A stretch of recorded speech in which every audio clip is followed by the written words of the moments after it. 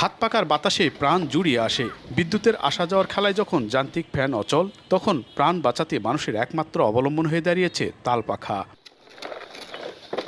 নওগাঁর ভালাইন গ্রাম লোডশেডিংয়ের এই সংকটকাল যেন সুদিন ফিরিয়ে এনেছে এই গ্রামের পাখা কারিগরদের।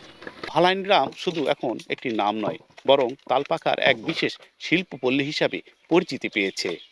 অল্প দামের এই পাখা যেমন সাধারণ মানুষকে গরমে দিচ্ছে প্রশান্তি, তেমনি গ্রামের মানুষের মিলছে অর্থনৈতিক মুক্তি। বিদ্যুতের খুবই সমস্যার কারণে পাখার চাহিদাটা বেশি হচ্ছে। পুরুষেরা গাছ থেকে সংগ্রহ করে আনেন তালের পাতা, আর সেই পাতাকে নিপুণ কারুকার্যে রূপ দেন বাড়ির নারীরা।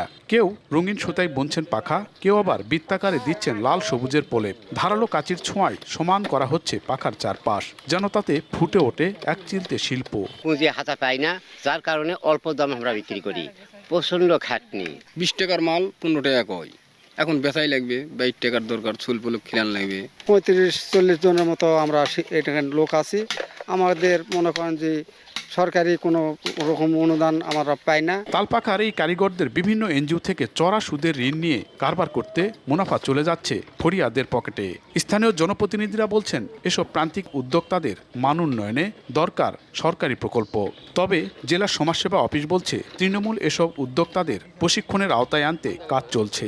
এদের যদি স্বল্প সুদে যদি ঋণ দেওয়া হয়, তাহলে কিন্তু এটা আরো উন্নত হবে এবং তাদের জীবনযাপন মানটা অনেকটা উন্নত হবে। তাদের জরিপ এবং প্রশিক্ষণ এবং বরাদ্দ প্রাপ্তি সাপেক্ষে আরএসএস ক্ষুদ্র ঋণ কার্যক্রমের মাধ্যমে তাদেরকে স্বাবলম্বী করে তোলার সম্ভাবনা রয়েছে। নওগাঁর ভালাইন গ্রামে অন্তত 500 পরিবার এ পাখা তৈরি করে জীবিকা নির্বাহ করে আসছে। এমআর রকি, সময় সংবাদ, নওগাঁ।